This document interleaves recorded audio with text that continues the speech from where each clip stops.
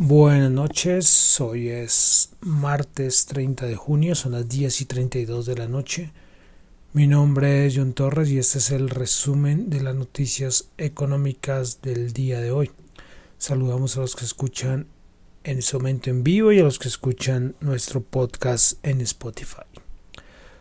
Bueno, venimos de un puente otra vez aquí en Colombia, entonces hoy volvemos a tener noticias acumuladas. Entonces, bueno, vamos a comenzar de una vez. Bueno, entonces terminamos hoy mes, terminamos a la vez trimestre, a la vez semestre, vamos ahí en la mitad del año.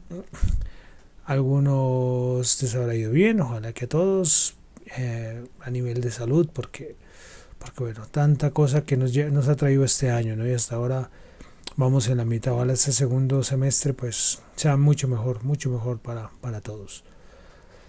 Bueno, a nivel de economía, vamos a comenzar hoy con algo que dijo Fauci, que sabemos que la referencia respecto a toda la pandemia en Estados Unidos. Y hoy hizo unas declaraciones y pues dejó algo claro, y quería comenzar con esto, y es que dice que Estados Unidos pues no está haciendo muy bien las cosas respecto al control del virus. Sabemos todo lo que han aumentado los casos de contagio en varios estados en los Estados Unidos, y que eso tiene, como es pues muy preocupado, pues bueno, no solamente a la bolsa, lógico, pero tiene muy preocupado al gobierno, aunque el gobierno de los Estados Unidos dice que es una cosa que no es para darle tanta importancia. Esperaremos a ver cómo van. Los casos siguen aumentando, pero toca estar muy pendientes del número de muertes, por ejemplo, y de los casos que requieren hospitalización. En otros países, pues por ejemplo en Leicester, en el Reino Unido, en Melbourne, Australia, bueno, aparte de todo lo que está pasando en Latinoamérica, pues los casos siguen. Me sorprende, y de verdad me sorprende, y una cosa positiva, en Europa se han contenido muy bien, o sea, casos aislados de algunos brotes, pero no tan significantes.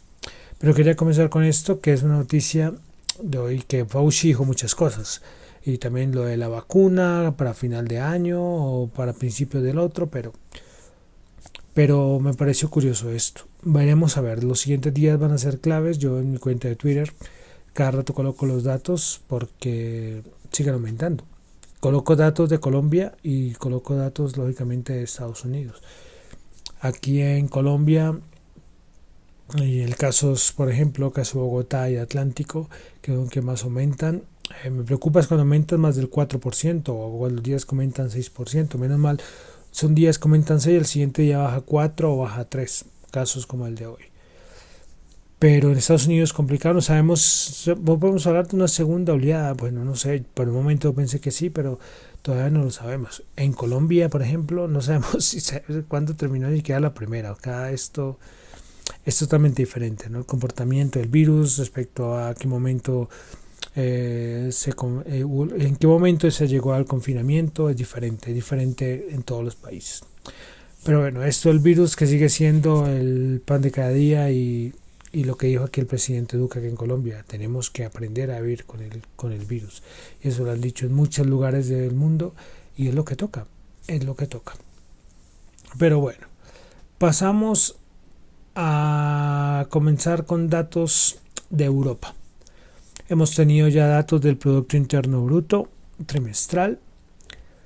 España se esperaba menos 5.2 y por resultó en menos 5.2% la caída trimestral.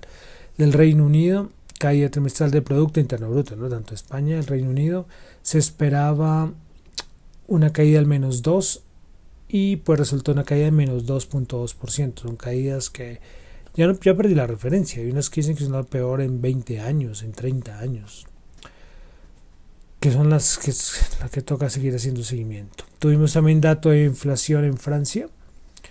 Se esperaba 0.3% positivo, el anterior había sido 0.1, y pues esta resultó el mes de junio en menos 0.1%. La inflación nada que levanta. Esto va, recordemos que la inflación levanta a la par de que la economía vaya levantando. Bueno, en Europa también tuvimos ayer, esto es una noticia de ayer, Angela Merkel dice que confía en que habrá un acuerdo sobre el Fondo de Reconstrucción de la Unión Europea para el 17 o 18 de julio, aunque ella dice que sigue habiendo muchas diferencias entre los Estados miembros del Fondo de Reconstrucción. Lo que se ha venido repitiendo, lo que he venido repitiendo acá, lo del sur y el norte. Pero hay un optimismo, hay un optimismo y como le decía hace un momento cuando hablaba del virus, que se ha controlado bien. Todas las cosas como que en Europa van mejorando. Esperar a ver que se llega a un acuerdo, lo cual sería ideal y esto sería muy positivo para los inversionistas, ver que en Europa se maneja muy bien lo del coronavirus y pues que se llegara a un acuerdo en el Fondo de Reconstrucción sería muy positivo. Lo que dije en algún momento, los países que están en contra deberían ver la parte buena de aceptarlo, ¿sí? Aunque siempre es la discusión, ¿no? Entre que cada país tiene que responder por su deuda, que va a haber como una, se me fue la palabra, entre todos se van a encargar de que no sea algo individual de cada país, sino que entre todos se encarguen de cierta manera de todas las responsabilidades. Pero esperaremos a ver qué va a pasar con Europa, pero quería comenzar con esto de Europa. Bueno, vamos a Asia. Asia también hemos tenido, muchas cosas. Hace un momento salió el PMI Caixin, recordemos que este es de un banco, de una parte privada, y el que salió ayer de la parte de esta manera pública. Bueno, el PMI, comencemos con el de ayer. Manufacturero. Se esperaba 55, el anterior 56, resultó en 50.9. No manufacturero se esperaba 53.6 y resultó en 54.4. O sea, una barbaridad lo de China. El que salió hace unas horas, el de Caixin, el manufacturero PMI, se esperaba 55, el anterior 57 y este resultó en 51.2. Ya es el mejor del año, El de diciembre del Caixin creo que es 51.5 si no estoy mal. O sea, lo de China, para resaltar, ¿no? O sea, también sucediendo con China, Standard & Poor's pues le ha firmado la nota crediticia en A+, a -1, con una perspectiva estable. Bueno, seguimos con Asia. Tuvimos también el dato de PMI manufacturero en Corea del Sur. No, el anterior había sido 41.3, resultó este en 43.4, mucho mejor. Y el de Japón, el PMI manufacturero, el anterior 37.8, se esperaba 37.8 y resultó en 41. Ahí van subiendo de 20 a 30 y ya a 40 a nivel de Asia. Lógicamente nada comparado con China, ¿no? Con China es una locura. 59, o sea, 51.2 salió el Caixin. Bueno, vamos ahora sí ya, entonces pasamos de estos datos que eran importantes a nivel de Asia. Voy a comenzar antes de entrar a Estados Unidos a hablar el tema que sigue candente, el de China y Estados Unidos. Bueno, ¿qué hemos tenido? Esta ley de seguridad nacional ya se llevó a cabo por parte del Parlamento chino en Hong Kong, lo cual siempre se había dicho que era como una provocación, ¿no?, hacia Estados Unidos, porque Estados Unidos dijo que estaba totalmente en contra. Pues a raíz de todo esto, no sabemos si a raíz de todo esto, porque suceden casi simultáneamente, pero uno puede decir que sí. También China impuso como una restricción de visas a los oficiales estadounidenses que interfirieran en lo de Hong Kong. Ahora hoy tuvimos que la Comisión Federal de Comunicaciones de Estados Unidos dijo que Huawei y ZTE, que son empresas chinas, las declaró como amenazas de seguridad nacional, lo que con esto se abre las puertas a unas nuevas sanciones sobre estas compañías chinas de telecomunicación. Entonces, esto es un toma y dame, ¿no? Aunque ya ahora vamos a ver, Estados Unidos siempre dijo que por favor, no por favor, sino que dijo que ojalá que China no tuviera y no aprobara esta ley de seguridad nacional de Hong Kong. Veremos a ver qué va a pasar. Aunque siempre lo he dicho, yo creo que China, viendo toda la situación que está Donald Trump, no sé, lo van a provocar y no sé si vaya a tomar una medida excepcional, ¿no? Y todo esto bajo todo el enredo de la guerra comercial, ¿no? Es que todo se une con China y Estados Unidos. Precisamente, Standard & Poor's salió diciendo, creo que eso fue ayer, y dice que no espera que las relaciones China-Estados Unidos se normalicen a corto plazo. Eso sí creo que lo sabemos todo. Bueno, quería comenzar con esto porque esto es algo muy importante y veremos a ver qué más pasa, ¿no?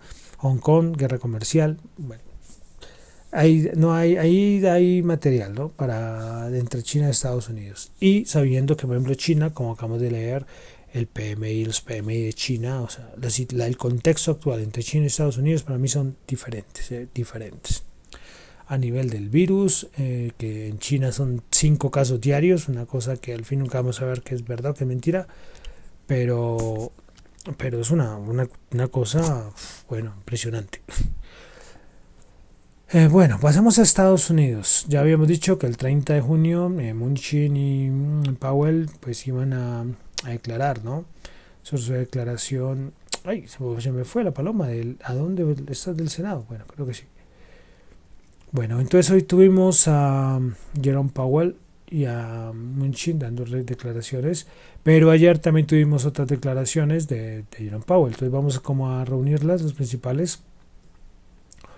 Pues hay una cosa con el discurso de Powell y es que sigue siendo negativo, pero como que al final trata de arreglar y lo vuelve como positivo. Por ejemplo, ayer dijo que hay una perspectiva económica extraordinariamente con mucha incertidumbre y que todo depende del virus. Pero también dijo que la recuperación económica le ha parecido que lo ha sorprendido, o sea, superando las expectativas. También Powell dice que si hay una segunda oleada de coronavirus, los efectos sobre la economía serán persistentes. Por eso recalco, los siguientes días serán claves a ver si esto es una oleada que de cierta manera es un poco más suave que la primera o vamos a tener otra vez complicaciones. Bueno, dice también que todo lo del coronavirus es complicado para la economía, una segunda oleada, y además que si esto sucede muchos ciudadanos podrían quedarse fuera de la actividad económica, es decir, destruirían ya un montón de empleos que a corto o mediano plazo serían muy difíciles de recuperar. Bueno, seguiremos ahí pendientes de todo lo de Jerome Powell, que son sus declaraciones. También tuvo unas declaraciones en Mnuchin, pero no, o sea, cuando ya es muy repetitivo, y yo creo que ya todos lo han visto, ya se vuelve algo muy repetitivo, entonces como que, bueno, repetir siempre lo mismo. Y por ejemplo el caso de Williams de la Fed de Nueva York volvió a hablar esta vez sobre las tasas negativas, que dice que Estados Unidos no necesita tasa negativa para las circunstancias en las que están. Entonces, es la repetición de la repetición, igual que la Kudlow, todos tienen como el mismo discurso. Entonces, cuando no hay nada así mucho que resaltar, pues lógicamente no lo nombro. Pero quería comenzar con esto en Estados Unidos porque es importante, ¿no? Cuando habla Jerome Powell. Pero tuvimos también unos datos macro. Bueno, vamos a comenzar con el Conference Board Expectation, que es muy importante en Estados Unidos. Se esperaba en el anterior aviso 97.6 y resultó en el mes de junio 106. También tuvimos el día de hoy, aunque es un dato un poco menos importante porque es un poco más centralizado, y es el PMI de Chicago, que solo abarca la zona de Chicago. Se esperaba 45, el anterior 32.3 y este resultó en 36.6. Esto fue lo que hay simultáneo, entonces como que lógicamente el Conference Board es mucho más importante y pues le da más peso al dato negativo sobre el dato negativo del PMI de Chicago. Ayer tuvimos también datos de ventas pendientes de casas, pues se esperaba 19.3, el anterior menos 21.8 y pues fue 44.3, un aumento buenísimo el de las ventas pendientes, ¿no? Son como que son ventas que se han hecho, pero que ya no se han escriturado de cierta manera, falta dar el paso. Entonces, un dato muy importante. Bueno, Estados Unidos, tuvimos esta noticia sobre todo el asunto presidencial, que no se nos olvide que hay elecciones presidenciales. Y Biden, esto es una encuesta de The Hill y la realizó The Hill y Harris, y Biden 43%, Trump 39%. O sea, sigue Biden sobre Trump y alguna cosa va a hacer Trump. Hoy yo me ponía a analizar, y ya que vamos a entrar ahora a Colombia, sobre el dato de desempleo. Yo decía, yo creo que ahí con ese dato que salió a inicios de mes, yo creo que ahí hubo una cosa rara. Yo como que vamos a colocar un dato de empleo y que no salga horrible para decir que el peor dato de empleo de la historia económica de los Estados Unidos fue en el gobierno de Trump. Yo creo que sí, o sea, es que de verdad todavía no supero el dato de desempleo, ya vamos para un mes. El dato de desempleo de los Estados Unidos. Bueno, pasamos de una vez entonces a Colombia. Estamos hablando del desempleo, hoy tuvimos dato de desempleo aquí en Colombia. Y pues bueno, en mayo el desempleo en Colombia llegó a 21.4%, cifra superior al 10.5% registrado en mayo del 2019 y al 19.8% registrado en abril del 2020. Pues, ¿qué decir? 21.4%. Bueno, a nivel de total nacional, pues la tasa global de participación en mayo 52.5, mayo de 2020, mientras la de mayo de 2019 fue 63.1. La tasa de ocupación en mayo del 2020 fue 43.4 y en mayo del 2019 fue 56.4. Ahí se ven las diferencias. Bueno, entonces entre población ocupada, desocupada e inactiva. Hoy no vi el dato, siempre sacan un dato, una gráfica, pues bueno, no lo volví a buscar, donde aparecen todas las ciudades. Acá solo tengo las principales. Por ejemplo, a nivel de ocupados, en Bogotá, en mayo del 2019, 4.229, mientras que en mayo del 2020, 3.247. Ahí se ve la diferencia, menos 982. Y la diferencia en la caída del desempleo. Bueno, también lógicamente está el dato de Medellín, Cali y otras ciudades. Pero lo principal entonces es ese dato. Veremos a ver. Esperamos, hoy decían por ahí, si se ha tocado a fondo. Si la economía colombiana ya tocó fondo. Y ojalá, esperemos, un dato de desempleo 21.4. Y ojalá nuestros políticos, ya hablo aquí en Bogotá, soy muy crítico, ahora últimamente sí, porque es que ya ponerse a decir que vamos a otra vez a una cuarentena estricta es una locura, una locura con un desempleo tan tremendo en el caso de Bogotá, o sea, es una locura. Pero bueno, este es el dato de desempleo aquí en Colombia, 21.4, histórico. Pueden mirar y ver trimestralmente cuándo habíamos subido 21.4, nunca. Bueno, también otra noticia en Colombia importante el día de hoy. Tasas de interés, decisión del Banco de la República, bajó de 2.75% a 2.50%, es decir, una reducción de 0.25. Dos miembros del Banco de la República votaron por bajar tasas superior a de 50 puntos básicos.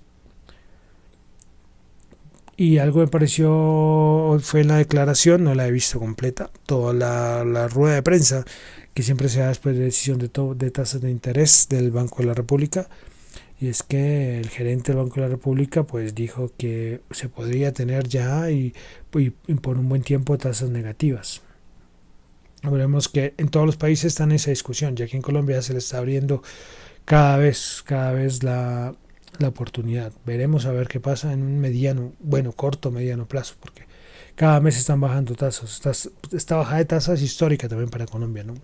Dato de desempleo histórico, reducción de tasas de interés históricas. Este año todo es histórico.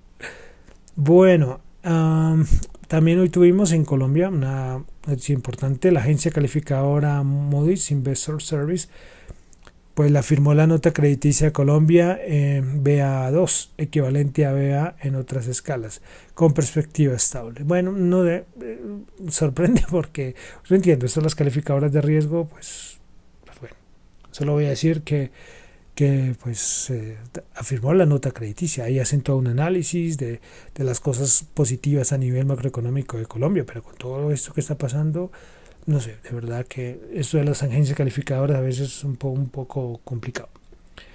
Pero bueno, vamos a pasar a los mercados. El petróleo, ya se acerca agosto y a ver qué va a pasar con los recortes. Pues Rusia todavía no ha discutido extender los recortes en agosto, aunque podría haber. Esas son algunas fuentes de la OPEC. Estaremos pendientes a ver qué va a pasar en el mes de agosto. Tuvimos también hoy inventarios de petróleo. Recordemos que los martes son de API. Hoy tuvimos una caída sorprendente del crudo, menos 8.156 millones. Creo que esta es una caída de los últimos, yo no sé si año. El último año es una caída poderosísima de los inventarios de petróleo. Bueno, pasamos ya a noticias de las empresas. Muchas noticias sobre las compañías de las aerolíneas y las aeronáuticas. Bueno, Aeroméxico, capítulo 11, bancarrota. Tuvimos también noticias de Air France, que planea reducir 6.500 empleos hasta el 2022. British Airways despide 350 pilotos. Y también, bueno, eso es lo que, bueno, después ya Airbus anuncia 15.000 despidos y que no espera volver a niveles, o sea, los niveles que tenía, no espera verlo hasta 2023. Estos 15.000 despidos van entre 5.000 en Alemania, 5.000 en Francia, 7.700 Reino Unido, 900 España, 1.300 adicionales en otros lugares a nivel global. AENA, que es la compañía esta que administra aeropuertos en varias partes del mundo, canceló su dividendo, tiene un dividendo de 7,58 euros y pues lo canceló. Pues como vemos, toda la parte de este mercado, como lo decía hoy en Twitter, alguien colocó hoy en Twitter, y lo cité, que un vuelo de Hong Kong a París, como no sé, eran como 400 puestos. Bueno, no me acuerdo bien de la cifra, pero nada, como menos del 10% ocupado. Yo decía, ¿quién va a sobrevivir? ¿Esas empresas cómo van a ser? Las aerolíneas sufriendo un montón. Y acabé de leerlo, por eso los leí así, pam, pam, pam, pam. Aeroméxico, Air France, British Airways, todas las aerolíneas en una debacle tremenda. Habla de Aeroméxico, que fue lo más reciente, que otra, acá, capítulo 11, así como Bianca, así como Latam. Un proceso durísimo, durísimo, y se sabe que pasarán varios años para que se vuelva a retomar a ese nivel, ¿no?, que se tenía antes. Y afecta también a Airbus, que hace aviones, igual que Boeing, por ejemplo AENA, que también administra aeropuertos. Entonces todo es un sector totalmente afectado. Pero bueno, pero de todas maneras, seguimos con otras quiebras en otros sectores. Circo del Sol, igual, ayer tuvimos la noticia, bancarrota.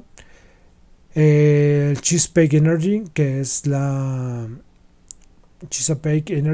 de fracking, también, capítulo 11 de bancarrota.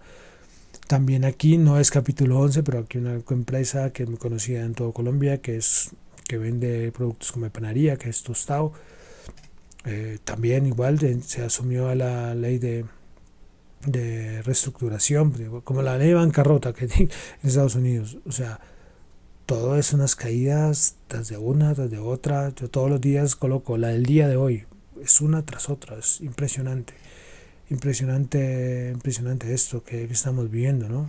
Porque son todos los sectores, o sea, aparte, y esas son compañías grandes, las a nivel menor, pequeñas compañías, pequeñas empresas. Impresionante este 2020, Dios mío.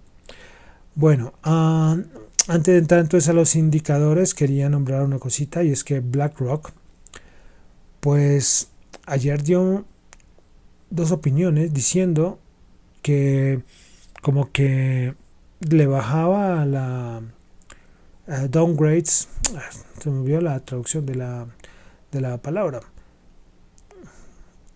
bueno, subponderar a las acciones de Estados Unidos. La hora coloca las baja de neutral a riesgosas debido a la tensión de China y Estados Unidos, debido a los estímulos fiscales y también a una segunda oleada del COVID-19, me pareció bueno, y sobrepondera las acciones de Europa. Precisamente como decía hace un momento cuando estamos hablando de Europa, es que las cosas en Europa van mejorando muchísimo, tanto por todas las medidas del fondo como han manejado el virus. Entonces, bueno, para los inversionistas hay que estar pendientes a ver, ¿no? Muy interesante esto de BlackRock. ¿Cómo se pasa, no? Pasar de recomendar al inicio que Europa era un caos y todo Estados Unidos, y ahora, pues bueno, vamos a ver, y pendientes de ese fondo económico, este fondo, bueno, se me fue la palabra, del fondo de reconstrucción de Europa por el COVID-19. Bueno, ahora sí ya pasamos a los datos económicos del día de hoy junio 30. Bueno, vamos a comenzar entonces con el Nasdaq, que volvió a retomar los 10.000 puntos. Bueno, Nasdaq subió 184 puntos, 1.8% a 10.058. Principales ganadores del día de hoy: BOK 21.4%, Capstone Turbine 20.8% y Calliditas Therapeutics 16.9%. Principales perdedoras: Boslic menos 13.2%, Apteo Therapeutics menos 9.9% y Bio Hightech menos 8.3%. Bueno, pasamos al Dow Jones. El Dow Jones hoy subió 217 puntos, 25.812, 0.85%. Principales ganadoras del día en el Dow Jones: Intel 2.6%, Microsoft 2.5% y Nike 2.2%. Principales perdedoras: Boeing menos 5.7%, Dow menos 0.5% y Raytheon menos 0.4%. Pasamos entonces ahora al SP500, que muy importante subidas, las de hoy. 47 puntos subió, 1.5 a los 3.100 puntos. Principales ganadoras del día de hoy en el SP500: Citizens Financial Group 7.2%, Shielding Inc. 6.9% y Hologic con 6.8%. Principales perdedoras: Boeing menos 5.7%, Coty menos 5.7% y Molson Coors menos 2.9%. Vale decir una cosa de Estados Unidos, y es que hoy, fin de mes, ya lo había dicho, creo que antes era algún podcast pasado, algún programa pasado, y es los rebalanceos. Terminaron hoy, ya los rebalanceos de los fondos de pensiones y esto en Estados Unidos ya terminaron hoy. Entonces veremos a ver esta nueva etapa, nuevo semestre que comienza. Bueno, pasamos a la Bolsa de Valores de Colombia. El Colcap subió un punto, 0.1 a 1.111 puntos. Principales ganadoras: Canacol 4.9%, Avianca 2.5% y el Cóndor 2.1%. Principales perdedoras hoy en la Bolsa de Valores de Colombia: el Éxito menos 2.9%, Preferencial de Vivienda menos 2.5% y Banco Bogotá menos 1.5%. Bueno, el oro 1.798, subió 14%. Quería comenzar con el oro antes del petróleo, siempre comienzo con el petróleo, y es que lo del oro, estamos ya casi hoy, ese futuro del oro alcanzó a tocar los 1.800. Estamos ya a niveles del 2011, creo que es. La subida del oro es impresionante. Entre más emisión de dólares parece, el oro toma más fuerza, lo pueden tomar como un valor refugio. Bueno, no sé, son muchas cosas que puede venirse una deflación, bueno, muchas cosas que pueden estar relacionadas con esa subida del oro, pero hay que tenerla muy pendiente. 1.798. Bueno, ahora sí el petróleo. WTI 39.7 subió 0.1, Brent 41.6 bajó 0.2. Tasa representativa del mercado 3.758 subió 1 peso. Bueno, entonces ya con esto terminamos por el día de hoy el resumen de las noticias económicas del día. Mi nombre es John Torres, me encuentran en Twitter en la cuenta @JohnChu, JHONTXU, o en la cuenta @datoeconomía.